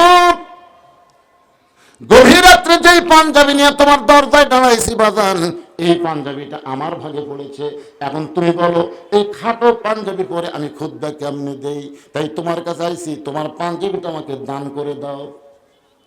আব্দুল্লাহ বলে, আমি যে পাঞ্জাবি পাইছিলাম ওই পাঞ্জাবিটা আমার বাবাকে দান করে দিয়া বাবার পিছনে পিছনে রওনা দিলাম। বাবা ঘরের মধ্যে ঢুকে দরজা বন্ধ করে দিয়া আমার পাঞ্জাবি তার পাঞ্জাবি একত্র করে বাবা একটা লম্বা জুব্বা পরে আজকে খুতবা দেয়। এখন বলো, বাবার খুতবা শোনা যায় কি না যায়? সমস্ত সাহাবীরা চিল্লায় বলে, আল্লাহর কোরআন দিয়ে তখন রাষ্ট্র চলবে, এমন ভালো মানুষকে নেতা হিসাবে পাওয়া যাবে। তাহলে আল্লাহর কোরআন দিয়ে যদি বাংলাদেশ চলে, নেতা কেমন হবে? খারাপ হবে? চিন্তা করে দেখেন। এই উমর কিন্তু ভালো ছিল না ভাই। নবীকে হত্যা করার জন্য নাঙ্গা তরবারে হাতত নিয়েছিল। জনগণের কথা ঠিক কি না? উমর এত ভালো কেমনে হলো? শুধুমাত্র আল্লাহর কোরআনের পরশে। এই জন্য আল্লাহ বলেছেন, ইন্না নাহনু নাযালনা যিকরা ওয়া ইন্না লাহু লাহাফিজুন। সব কিছুর মধ্যে ভেজাল ঢুকলেও কোরআনের মধ্যে কোনো ভেজাল ঢুকবে না, কারণ কোরআন হেফাজতের দায়িত্ব কার? আরো জোরে বলেন। কোরআন হেফাজতের দায়িত্ব আল্লাহর। কেমন? সাহাবীরা নবীর কাছে জিজ্ঞেস করলেন, ইয়া রাসূলুল্লাহ, আল্লাহ যে কোরআন হেফাজতের দায়িত্ব নিল, এটা কিভাবে? আল্লাহ যে হেফাজতের দায়িত্ব নিল, এটা কিভাবে? সেটা আপনাকে আমি দেখাচ্ছি। এই পাগড়ি কুটি কেন রে? দেখেন, আল্লাহ যে দায়িত্ব নিছে একটা দেখে আবার আলোচনা শুরু করতে দেখতে পারছেন না? চিন্তা করে দেখেন, বাংলাদেশে কোরআন শরীফ যদি না থাকে, আপনারা বলেন তো নতুন করে আবার কোরআন লেখা যাবে না? কাদের কাছ থেকে? জামাতার পাগড়ি দেওয়া হচ্ছে। রাসূল বলেছেন, যে কোরআনের হাফেজ হবে সে শুধু একলা জান্নাতে যাবে না, 10 জন ব্যক্তি যাদের উপর জাহান্নাম ওয়াজিব হয়ে গেছে তাদেরকে সুপারিশ করে জান্নাতে নিয়ে যাওয়ার ক্ষমতা আল্লাহ একটা হাফেজকে দিবে। ধরেন সুবহানাল্লাহ। কোন তো কোন এমপির এই ক্ষমতা আছে? কোন মন্ত্রী, কোন ডিসি, কোন এসপি? তাহলে আপনারা কেন বুকে হাত দেখেন? আমাদের গ্রামে এসপি আছে রে, মুখ সামলা কথা বলিস। আমাদের গ্রামে এমপি আছে রে, কোনদিন খবর পাচ্ছেন যে আমাদের গ্রামে 10টা হাফেজ আছে? খবর পাচ্ছেন? কর না কেন? আছে রে, আপনি খোঁজ দিলেন নিজে, খোঁজ দিলিছে। হুজুর জোরে গেলে দাওয়াত আছে, আসতে গেলে কথায় খক আছে, 2 চোখকে হুজুর দেখতে পারেন না। আর তাকায় দেখেন, এদের কারণে আল্লাহ কোরআন হেফাজতের দায়িত্ব নিছে। কারণ পৃথিবীর যত কিতাব আছে, কিতাব মুখস্থ করার মানুষ পাবেন না। আর কোরআন শব্দের অর্থ হলো বহুল পঠিত। এতবার আল্লাহর কোরআন মানুষ পড়ে, অন্য কোনো কিতাব অতবার পড়া হয় না। জোরে জোরে কথা শিখছে না? এক কোরআন একদিনে যত মানুষ পড়ে, অন্য কিতাব সারা জীবনেও অত মানুষ পড়ে না। এই কোরআন 30 পারা মুখস্থ করতে কতবার পড়া লাগছে? আপনারা দেখছেন কোরআন শরীফ লিয়ার কোরআন সামনে লাই, একে কাছে করে দিন আসছেন আপনারা? 2-1 দিন আসে দেখবেন তো খালি। কি ঝোঁকরে আজিলাত কুলুবুহুম, সুবহানাল্লাহ বলেন। এই জন্য আপনাদের মাদ্রাসার একটা ফসল এর মাথায় পাগড়ি দিয়েই প্রথমেই দিবার ছিল। আমি বললাম না, প্রথম না, লোকজন যখন আসবে ওয়াজের মিডল পয়েন্টে, এখন ওয়াজের মিডল পয়েন্ট অন্য জায়গায় আজান দিচ্ছে বলে এখানে এশার নামাজ হবে না, এশার নামাজ যদি আজকে 8 ঘন্টা পরে হয় সমস্যা আছে আপনাকে? হ্যাঁ, এই জন্য ওটা বসা নাই, ওটা বসা নাই, চাপিয়ে বসে থাকবেন। দাও বাবা, সামনে নিয়ে আসো। এখন যদি কেউ লড়ে বুঝবেন ওই কোরআনের শত্রু। এরা হাফেজ না দেখে তুমি যাচ্ছে কোন আকেলা। এই কোরআন দেখার চাইতে এই কোরআন, এটা হলো বাস্তব কোরআন, এটা হলো কাগজের কোরআন। জোরে জোরে কথা ঠিক কিনা?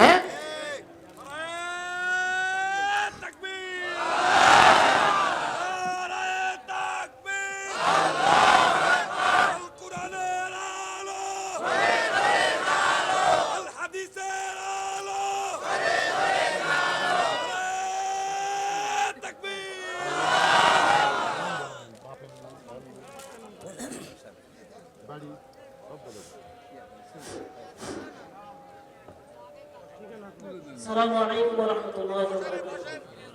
সম্মানিত উপস্থিতি, হাজিরিন, আমাদের বেলকুন্ডি আশরাফুল উলুম হাফেজা কওমি মাদ্রাসা বার্ষিক ওয়াজ মাহফিল,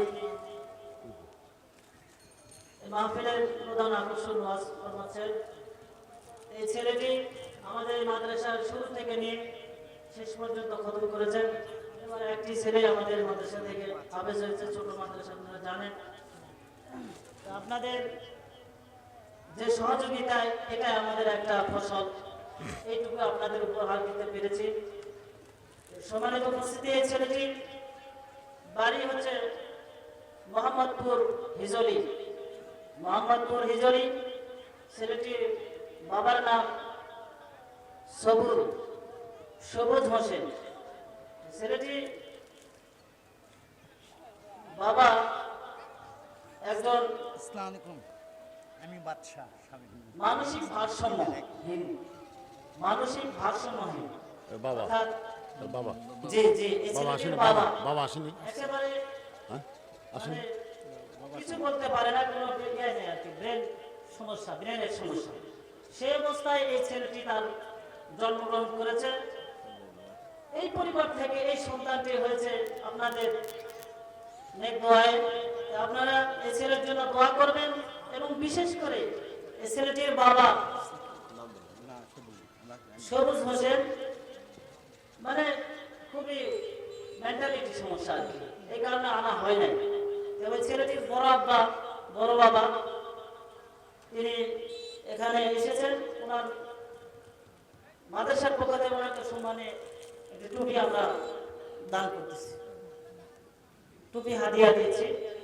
ছেলেটির জন্য আপনারা দোয়া করবেন, এবং পাশাপাশি এই ছেলেটির বাবা মানসিক ভারসাম্য, ছোটবেলা ভালো ছিল, বিবাহ করার পূর্বে সে মেন্টালিটির সমস্যা, ব্রেনের সমস্যা হয়। এই ছেলেটি আমাদের এই মাদ্রাসায় শুরু থেকে শেষ পর্যন্ত কোরআন কারীম খতম করেছেন, হিফজ শেষ করেছেন। আমরা তাকে পাগড়ি দিয়েছি, আপনারা দোয়া করবেন তার ভবিষ্যৎ আল্লাহ পাক যেন আরো আগে যেতে পারে, এটার জন্য আপনারা সকলে দোয়া করবেন। এখন এই ছেলেটি পবিত্র কালামুল্লাহ হইতে তেলাওয়াত করে আপনাদের শোনাচ্ছি।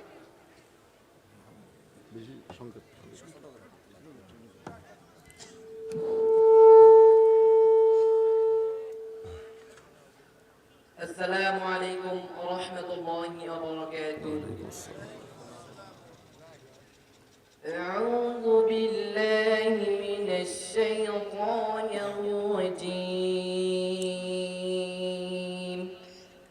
بسم الله الرحمن الرحيم.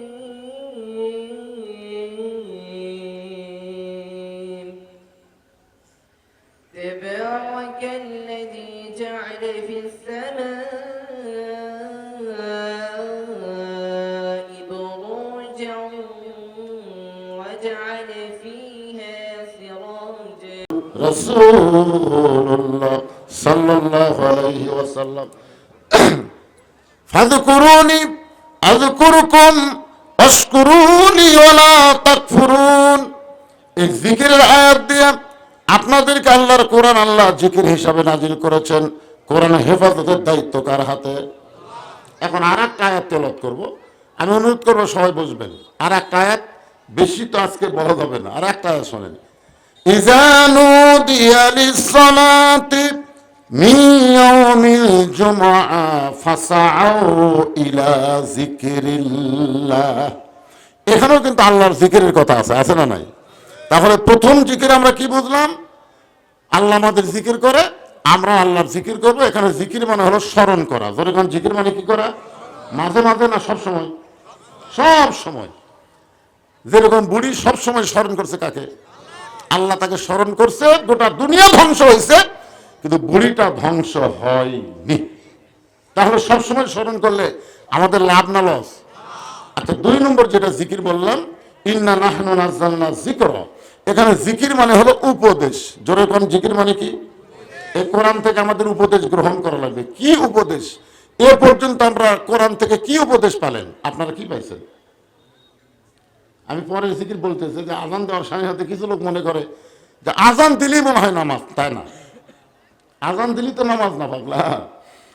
মসজিদের মধ্যে মুসল্লি ঢুকছে, ইবলিস শয়তান কান্দিছে। তো ইবলিসের বেটা খান্নাস বলতেছে, বাবা কান্দেন কেন? বলে কান্দার কারণ হলো এত চেষ্টা করলাম ওকে মসজিদে ঢুকতে দিব না, কিন্তু তারপরেও যে ঢুকলো, এই জন্য আমি কাঁদতেছি। খান্নাস বলতেছে কান্দার দরকার নাই, কারণ মসজিদের মধ্যে ঢুকে তো লাভ না, নামাজের মধ্যে ওকে আমি ঢুকতে দেব না। নামাজের মধ্যে কি দিব না? ঢুকতে দেব না। বিসমিল্লাহ বলে আল কাটছে, মনে আছে না? ভুলে গেছেন? ভুলে গেছেন? বিসমিল্লাহ বলে আল কাটে ওই পানি দিয়ে হাত ধোছে, ধুয়ে আবার উপরে উঠে চারিদিকে তাকায় বলতেছে আলহামদুলিল্লাহ, কেউ দেখেনি। আপনারা বলেন তো, এই লোকটা নামাজ আদায় করছে? আল্লাহ কোরআনে বলেন ইন্নাস সালাতা তানহা আনিল ফাহশাই ওয়াল মুনকার। একমাত্র নামাজই পারে মানুষকে যাবতীয় বেহুদা খারাপি কাজ থেকে হেফাজত করতে। ধরে কোন কথা ঠিক কি না? একটু মনোযোগ দিয়ে শুনবেন। এখানে ইন্না নাহনু নাযালনা যিকরা, জিকির মানে হল উপদেশ। উপদেশ বলতে আপনারা কি বুঝলেন? এই যে আমি ওয়াজ করতেছি, উপদেশ দিচ্ছি। মনে করেন এক বক্তা ওয়াজ করতে বলেছে বিপদে বন্ধুর হাত ধরলে বন্ধুর লাভ হয়। বক্তা ওয়াজ করছে বিপদে বন্ধুর হাত ধরলে বন্ধুর কি হয়? লাভ হয়। তো 2 বন্ধুর মধ্যে এক বন্ধু ওয়াজ শুনছে, তখনই নিয়ত করছে আমি হুজুরের ওয়াজ আমল করব, আমার বন্ধু যখনই বিপদে পড়বে আমি বন্ধুর হাত ধরবো। এই নিয়ত করে মাহফিল থেকে বাড়িতে গেছে। কয়েকদিন পরে দেখে ওর বন্ধু এক হিন্দুর সাথে মারামারি করতেছে। ওর বন্ধু হিন্দুকে একটা মারতেছে, হিন্দু আর বন্ধুকে একটা মারতেছে। এর নাম কি? মারামারি। এর নাম কি? ওর মনে পড়ছে হুজুর তো ওয়াজ করছে বিপদে বন্ধুর হাত ধরলে বন্ধুর লাভ হয়। ওই দৌড়া যা বন্ধুর 2 হাত চাপা ধরছে। যেই 2 হাত চাপা ধরছে, হিন্দু সুযোগ পায় 2 গালে 2টা মেরে দৌড় মারছে। তখন বলতে কে রে ভাই, তুই আর বন্ধু হয়ে এই কাম করলি কেন? আগে তো ভালোই হচ্ছিল, ওই আমাকে মারে হেমত মারি, কিন্তু দৌড়ে এসে তুই আমার 2 হাত ধরলি, আমি তো খালি মার খেলাম। এই জন্যই তো হুজুর করে ওয়াজ শোনা যাবে না রে। কি ওয়াজ করলো? আমল করে হাত বন্ধু পিটন খেলো। আপনারা বলেন তো হুজুর কি করছে? বিপদে বন্ধুর হাত ধরা মানে কি? হাত কাটা ধরা। আপনারা এটাই বুঝলেন? আপনার সবচেয়ে বড় বিপদ কি? দুনিয়া না মরা। কোনটা বিপদ? আজকে মরে গেলে দেখবেন আমরা কোরআন শরীফ খতম দিই। মরে গেলে আমরা এটাই বুঝলাম যে লোকটা মরে গেছে, চলো আমরা এক গ্রুপ যাই। আমার এক দাদা ছিল, আল্লাহ জান্নাত বাসী করুক, ছোটবেলায় দেখছি কোনো মানুষ মরলি আমার দাদা বলতো আলহামদুলিল্লাহ, আলহামদুলিল্লাহ, আলহামদুলিল্লাহ। আমি বললাম কে রে দাদা, মানুষ মরলে ইন্নালিল্লাহ কোয়া লাগে, আপনি আলহামদুলিল্লাহ করেন না কেন? আলহামদুলিল্লাহ বলেন কেন? বলে ভাই রে, আমি কোরআন শরীফ খতম দিয়ে খাই, কেউ মরে না, আমার দাওয়াত নেই। আমি কোরআন শরীফ খতম দিয়ে খাই, কেউ মরে না, আমার দাওয়াত নেই। আর 2 মাস পরে একটা লোক মরলো, মরার খবর শুনে আমার খতম দিয়ে খাওয়ার দাওয়াত হবে, এই জন্য আলহামদুলিল্লাহ। আমি বললাম দাদা আপনারা কিভাবে খতম দেন? তখন বলতেছে ভাই আমরা 10 জন একটা জোট করছি, 10 জন, কেউ মরলে আমরাই 10 জন। আমাদের 10 জনকে একজনের দাওয়াত দিই, আমরা বলি ভাই একলা যাবো না, আরো 9 জন আছে, আমাদের একটা গ্রুপ আছে। এই 7 পাড়ার মধ্যে খতম আমরা ছাড়া অন্য কেউ চান্স নেই। কিভাবে খতম দেন? আমরা 3 পাড়া করে ভাগ করে নিই, ওই 3 পাড়া ছাড়া অন্য কোনো পাড়া আমরা পড়ি না। আমার 3 পাড়া, ওর 3 থেকে এভাবে তো কিভাবে? আমরা খতম দেওয়ার পরে আমরা দোয়া করি, রব্বানা যালামনা, আল্লাহ যে লোকটা আমাদেরকে দাওয়াত দিল, যার বাপ মরে গেল, যত সওয়াব হলো তার বাপের রুহে আল্লাহ কবুল করো। আমি বললাম, দাদা এই দোয়া কি আল্লাহ কবুল করে? দাদা বলতেছে, কেন কবুল করবি না? নবী বলেছেন, যে কোরআন শরীফের একটা অক্ষর পড়বে আল্লাহ তাকে একটা নেকি দিবে। আলিফ 10 লেখা শেষ, লাম 10 লেখা শেষ, মিম 10 লেখা শেষ। তাহলে আপনি পড়ার সাথে সাথে আপনার কান্দের ফেরেশতা আপনার নামে নেকি লিখলো। তারপরে আপনি আবার সালাম কিভাবে দিলেন যে অমুকের রুহে আল্লাহ কবুল করো? এই সালামটা কোথেকে শিখলেন? এই পাগলা, এই কথাটা মানুষকে বলিস না রে, বললে আমাকে কেউ দাওয়াত দিবি না। সারা জীবন কোরআনের বিরুদ্ধে চারণ করে গেল, আর ওই সারা শয়তান বলো, আর আমরা খতম দেখ জান্নাতে থুয়ে আসলাম। আপনারা এটাই বুঝলেন? এখানে কোরআন জিকমান উপদেশ, আপনারা কি বুঝলেন? কোরআন কি মরা মানুষের জন্য না কোরআন জীবিত মানুষের জন্য? দেখেন তো আল্লাহ কোরআনের প্রথমে কি বলতেছেন, যালিকাল কিতাবু লা রাইবা ফি হুদাল লিল মুত্তাকিন। হুদাল লিল মুত্তাকিন, মুত্তাকির জন্য কোরআন হলো জীবন ব্যবস্থা। আপনারা যেরকম কোরআনের ওয়াজ শুনতেছেন, তাফসীর শুনতেছেন, এর চাইতে ভালো শ্রোতা হলো আবু জেহেল। জানেন আপনারা? নবী যখন কোরআন শরীফ পড়তো, আবু জেহেল চুপি চুপি আসে এই দেওয়ালের কাছে কান লাগায় সারা রাত দাঁড়িয়ে থেকে কোরআন শুনছে। শুনি স্যার, খেলেন বসেনি, বসার চান্স আছে নাকি? চিন্তা করছেন? সকালবেলা মিটিং এর মধ্যে বলতেছে, এত সুন্দর কোরআনের বাণী, রাতটা কোন দিক দিয়ে গেল আমি বুঝবারই পারিনি। সোনালা করলেন না কেন? কোরআনের পক্ষে কে কথা বলতেছে? আবু জেহেল বলতেছে, এত সুন্দর কোরআনের বাণী, রাতটা কোন দিক দিয়ে গেল আমি বুঝবারই পারিনি। আবু সুফিয়ান বলে, নেতা, যেই কোরআন শুনতে রাত কোন দিক দিয়ে যায় বোঝা যায় না, সেই কোরআন ধরলে অসুবিধা কি? শুনলেই যদি এত মজা হয়, তাহলে কোরআন ধরলে অসুবিধা কি?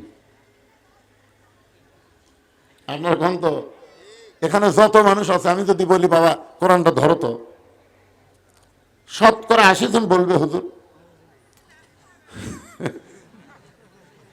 দেখছেন, এটা ধরবার গেলে লা ইয়ামাসসুহু ইল্লাল মুতাহহারুন, ততক্ষণ পর্যন্ত তুমি স্পর্শই করতে পারবে না যতক্ষণ তুমি পবিত্র না হবা। তাহলে কোরআন ধরবার গেলে যদি পবিত্র হতে হয়, সেই কোরআনের আইন যদি বাংলাদেশ চলে, এই বাংলাদেশ কত ভালো হবে। বাংলার মুসলমান একটু দেখার দরকার আছে না নাই? দরকার আছে না নাই?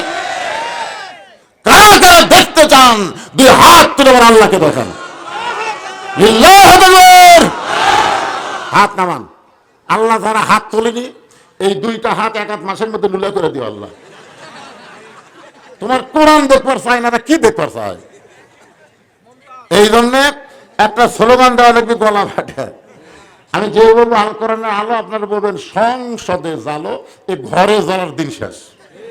আবু জেহেল কিন্তু ঘরে জ্বালানোর পক্ষে, যে বাবা তুমি ঘরের মধ্যে কোরআন শরীফ পড়ো, তুমি যদি যুবতী বউ চাও দেবো, তুমি যদি মক্কার ধনী হওয়ার চাও টাকা দিয়ে তোমার ধনী বানিয়ে দেবো, যা খাবার চাও সব তোমার ঘরের মধ্যে হাজির করে দেবো, কিন্তু কোরআন নিয়ে খবরদার বেড়া জানা যায় না। রাসূল বললেন, চাচা যেগুলো দিবার পারবেন সেটা তো দূরের কথা, আমার দুই হাতে চন্দ্র সূর্য এনেও যদি দেন, আমি আল্লাহর কোরআনের দাওয়াত বাহিরে না আনিয়া ঘরের মধ্যে তেলাওয়াত করবো না, কারণ আল কোরআনের আলো সব জায়গায় জ্বলানো লাগবে। জোরে জোরে কথা ঠিক কিনা? কিন্তু ঘরের মধ্যে জ্বললে হবে না, আল কোরআনের আলো সব জায়গায় জ্বালো। বলতে পারবেন সবাই? আল কোরআনের আলো,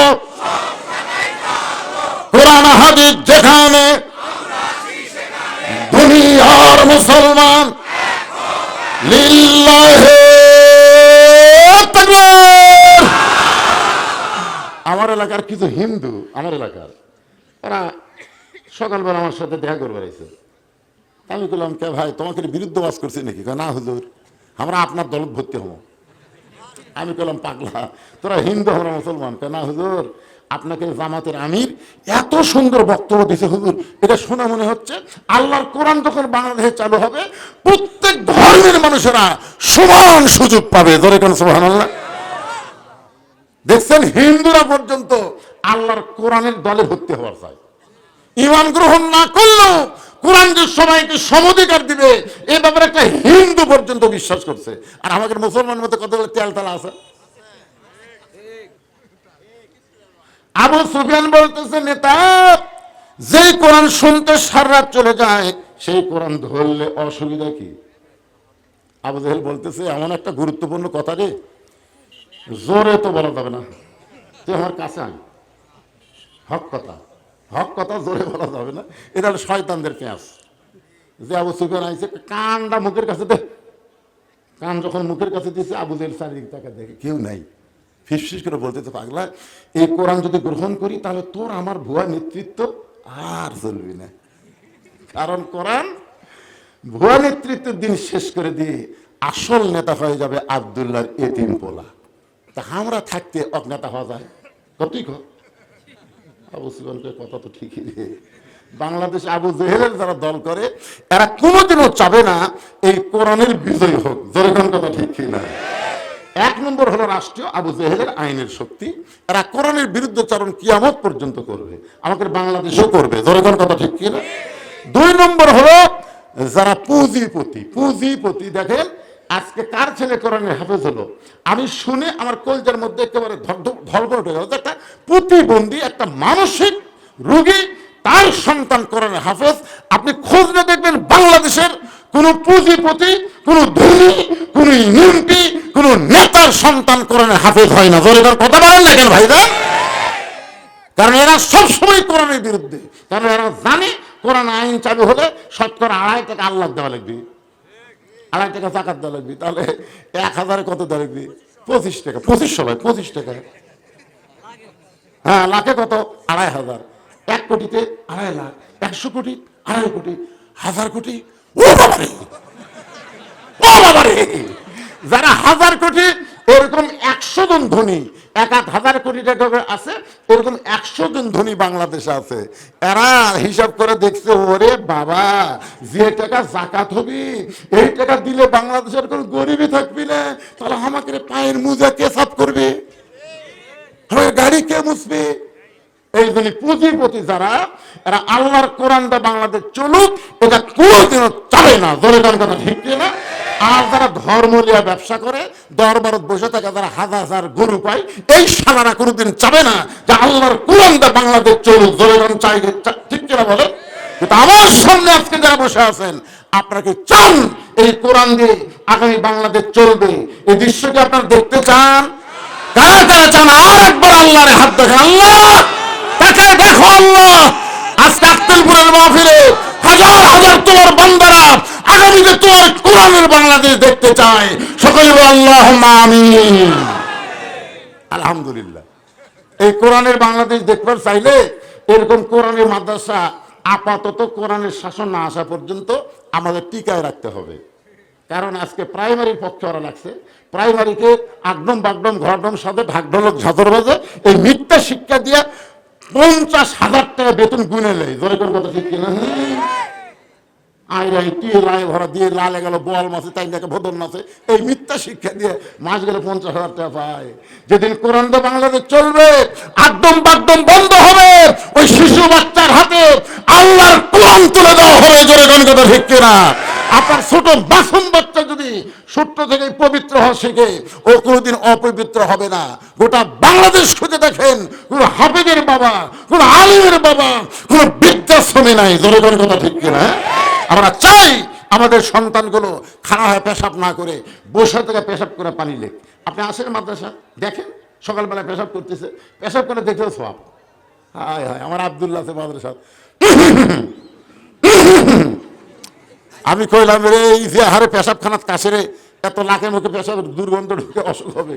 আমার হুজুর কয়, না হুজুর এটা তো আসল কাজ না হুজুর। আমি কিসের কাজ করি? নিংড়ানোর কাজ হুজুর। পেশাব করার পরে আঙ্গুলটা দেখতেছে ফোটা ফোটা আসতেছে, তখন জোরে কাজ দেয়, কাজ দেওয়ার দেখে না আর নাই, তখন পানি খরচ করে, এরপরে উজু করে। এত কিছু কেন করবে? আব্দুল্লাহ বলতেছে আমি যে কোরআন পড়ি, কোরআন পড়ি হুজুর, এই জন্য আগে পবিত্র হয়ে তারপরে কোরআন ধরা লাগবে। কিন্তু আমার এক ভাস্তা আছে গ্রাম সম্পর্কে, ক্লাস 2-এ পড়ে, ব্যাগ পিছনে বললে খাড়া হয়ে মারতেছে। কে রে বাবা বস রে, বসে থেকে পেশাব কর, বসে না, খাড়া হয়ে মারে।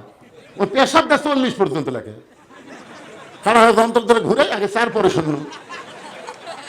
এই কোন ক্লাস বলিস তুই? বলে তোর সার্থক শেখায়নি কি হয় পেশাব করা লাগে? এই বসে থেকে পেশাব করা লাগে শেখায়নি? কি কর প্রাইমারি পেশাব খানার যাতে আমার সারই খাড়া হয়ে মারতেছে। যেখানে স্যার খাড়া হয়ে পেশাব করে, ছাত্র খাড়া হয়ে পেশাব দেয় 40 লাখে, ওইগুলো বিদ্যালয় থাকবে না রে, ওগুলো স্কুল থাকবে, কিন্তু কোরআন শিক্ষা আগে হবে। জোরে কোন কথা ঠিক কি না? যতদিন কোরআনের বিজয় না হচ্ছে ততদিন এই মাদ্রাসা টিকে রাখতে গেলে আপনাদেরকে একটু কোরআনের পক্ষে কাজ করা লাগবে ভাই জান। আমি আপনাদের কাছে 100 জন আল্লাহর বান্দা চাই যারা একটা করে কোরআন শরীফ এই মাদ্রাসার দান করবেন। এক কোরআন মাত্র 500 টাকা দিলেই আপনি কোরআন দানের সব পাবেন। আজকে দেখি কারা কারা কোরআনের বিজয় চান। হাজার হাজার মানুষের মধ্যে মাত্র 100 জন আল্লাহর বান্দা 500 টাকা দিবেন, একটা কোরআন দান করে সব আল্লাহ আপনার আমল নামায় দিবে। যদি মনে করে আমার বাপ মা মারা গেছে, বাপ মা রোহের মাগফিরাতে একটা কোরআন শরীফ দিবেন। কেউ যদি মনে করে যে একটা নাই 5টা দেবো, দিবেন। আপনি 2টা দিবেন 1000 টাকা, 5টা দিলে 2500 টাকা, 10টা দিলে 5000 টাকা, আর না পারলে একটা দিবেন। আর মাদ্রাসার তালবেলে আপনাদের কাছে গামছা রুমাল নিয়ে যাবে, যিনি যা পারবেন 10 টাকা হলেও দিবেন, কিঞ্চিত হলেও দিবেন, কিন্তু খবরদার বঞ্চিত করবেন না, বঞ্চিত করবেন না। আজকের দান আপনার জীবনের শেষ দান হতে পারে। জোরে কোন কথা ঠিক কিনা? এই যে মাদ্রাসার বাচ্চাদের বলবো, তোমরা ওই দরজা থেকে পিছন দিক থেকে তোমরা শুরু করো। মাশাআল্লাহ, শুরু হয়ে গেছে। 100 জনের মধ্যে একজন আল্লাহর বান্দা কোরআন শরীফ বাবদ 500 টাকা দান করলো। আল্লাহ দানকে কবুল করেন। যে নিয়তে দান করেছে আল্লাহ আচ্ছা, কমিটির কিছু লোক আপনার করে নির্দিষ্ট করা হয়তো প্যান্ডেল ঢোকার জন্য কমিটির লোক সেগুলো আছে।